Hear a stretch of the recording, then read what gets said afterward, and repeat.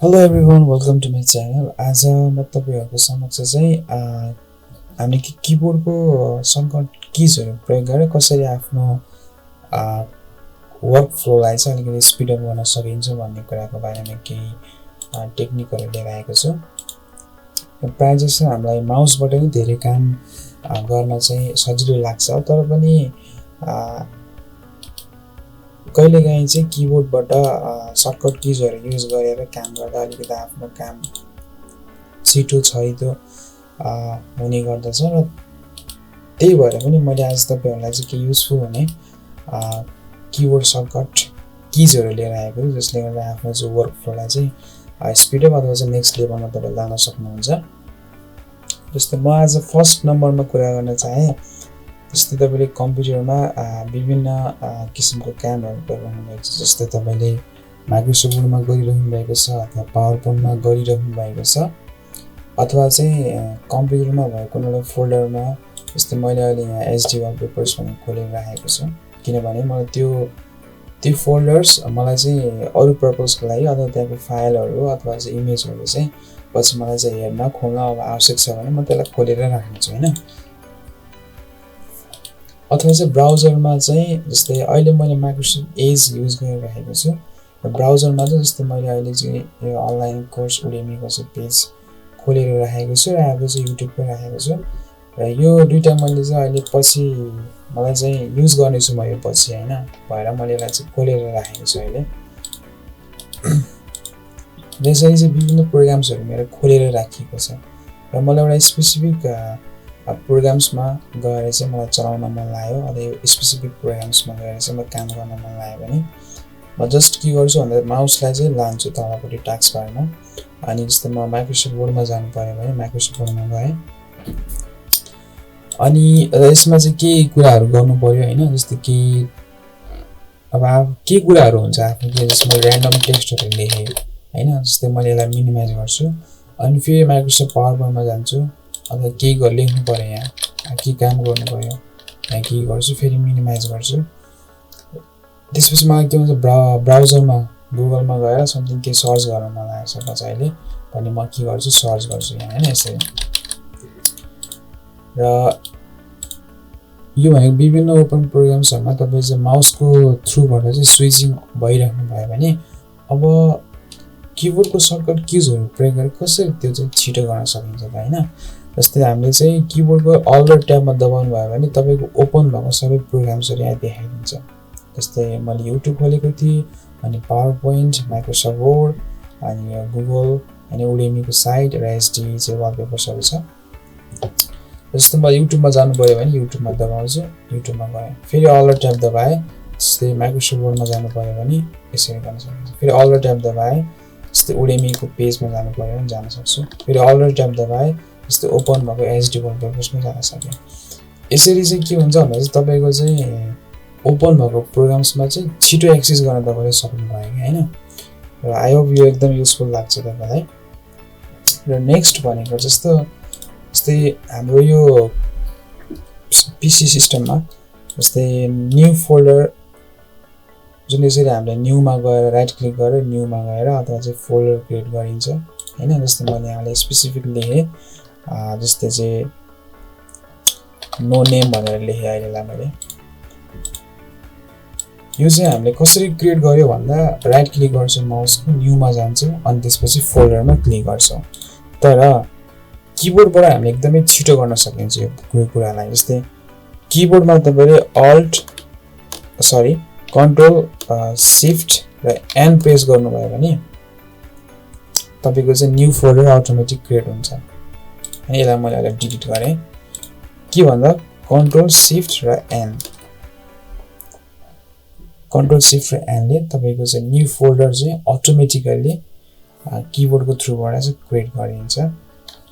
जस्तै मैले अहिले न्यू फोल्डरलाई चाहिँ केही पनि नेमलाई चाहिँ यसलाई चाहिँ मेटाइन यतिकै राख्दिए। यसरी चाहिँ हामीले के भन्छ कन्ट्रोल शिफ्ट एन ले चाहिँ किबोर्डको थ्रुबाट एकदमै फास्ट न्यू फोल्डर चाहिँ क्रिएट गर्न सकिन्छ। र नेक्स्ट भनेको चाहिँ तपाईलाई म के देखाउन चाहन्छु भने जस्तै अहिले चाहिँ यो माइक्रोसफ्ट एज मेरो ब्राउजरमा तीनटा चाहिँ यो ट्याबहरु खुलिरहेको छ जस्तो तपाईले यहाँ पनि गर्न सक्नुहुन्छ जस्तो न्यू ट्याब भन्छ नि हैन अनि यो न्यू ट्याबहरु होला होला सबै अब यो जस्तो मलाई युट्युब को ट्याब अहिले आवश्यक छैन मैले बन्द गर्न चाहन्छु जस्ट यो तपाईले के गर्नुहुन्छ क्रसमा क्लिक गर्दिनुहुन्छ हैन तपाईले जब यो क्रसमा लानुहुन्छ त्यहाँ तपाईले के कन्ट्रोल र डब्लु तपाईले किबोर्डबाट चाहिँ प्रेस गर्नुभयो भने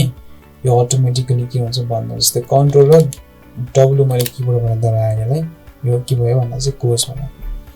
तर फेरि न्यू ट्याब कसरी ल्याउन सकिन्छ भन्दा जस्तै यहाँ तपाईले गरे हेर्न सक्नुहुन्छ न्यू ट्याब को लागि चाहिँ कन्ट्रोल टी लेखेको छ हैन जस्तै कन्ट्रोल टी गर्नुभयो भने न्यू ट्याब अथवा जस्ट प्लसमा दबाउनु भयो भने न्यू ट्याब बन्द गर्नु पर्यो भने कन्ट्रोल डब्लु फेरि कन्ट्रोल डब्लु बन्द फेरि कन्ट्रोल टी गर्नुभयो भने न्यू ट्याब हैन यसरी चाहिँ ट्याबहरुलाई चाहिँ ओपन र क्लोज गर्न पनि सकिन्छ हामीले किबोर्डबाट र नेक्स्ट चाहिँ के छ भन्दा जस्तै चाहिँ यो जुन हामीले जस्तै गुगल को माथि www.google.com भन्ने लेखेको छ यो ठाउँलाई वेबसाइटबाट नाम लेख्ने ठाउँलाई चाहिँ हामीले के भन्न सकिन्छ भन्दा चाहिँ एड्रेस बार भन्न सकिन्छ र जेनरली तपाईले यो एड्रेस बारमा चाहिँ माउसले क्लिक गर्नुहुन्छ जस्तै अनि मलाई युट्युबमा जानु पर्यो भने युट्युब दबाएपछि म युट्युबमा गए हैन तर जस्तै अब युट्युबमा गइरहेको छ अब हामीले माउस लगाएर चाहिँ youtube.com भन्ने एड्रेस बारमा चाहिँ मैले चाहिँ अहिले चाहिँ दबाए तर अहिले चाहिँ नदबाइकिन बाहिर दबाइरहेको छ त तपाईले चाहिँ हेर्दा के हुन्छ अटोमेटिकली गुगलमा जानु पर्यो भने न्यू ट्याब दबाएर जान पनि सक्नुहुन्छ तर यही ट्याबमै कस्टमाइज गरेर चाहिँ गुगलमा जानु पर्यो भने जस्ट के गर्न सक्नुहुन्छ भन्दा चाहिँ कन्ट्रोल यल गरेर तपाईले के गर्नुहुन्छ सक्नुहुन्छ भन्दा चाहिँ त्यहाँ चाहिँ एड्रेस बारमा चाहिँ जान सक्नु पर्यो हैन कन्ट्रोल यल गरेर अब चाहिँ त्यसमा तपाईले के हुन्छ आफ्नो चाहिँ जस्तै मलाई गुगलमा जानु पर्यो भने गुगलमा गयो म गुगलमा जान सके फेरि यही ट्याबलाई चाहिँ मैले चाहिँ कन्ट्रोल यल गरेर फेरि म के गर्न सक्छु भन्दा चाहिँ फेरि युट्युबमा जान सके हैन यसरी चाहिँ डाइरेक्ट हामीले एड्रेस बारमा कन्ट्रोल यल दबाएर चाहिँ त्यसरी आफ्नो वेबसाइटको नामलाई चाहिँ चेन्ज गरेर आफूले चाहेको वेबसाइटमा चाहिँ जान सकिन्छ र अर्को जस्तै मेरो अहिले यहाँ थुप्रै प्रोग्राम्सहरु ओपन भइरहेको छ हैन जस्तै मैले अब यो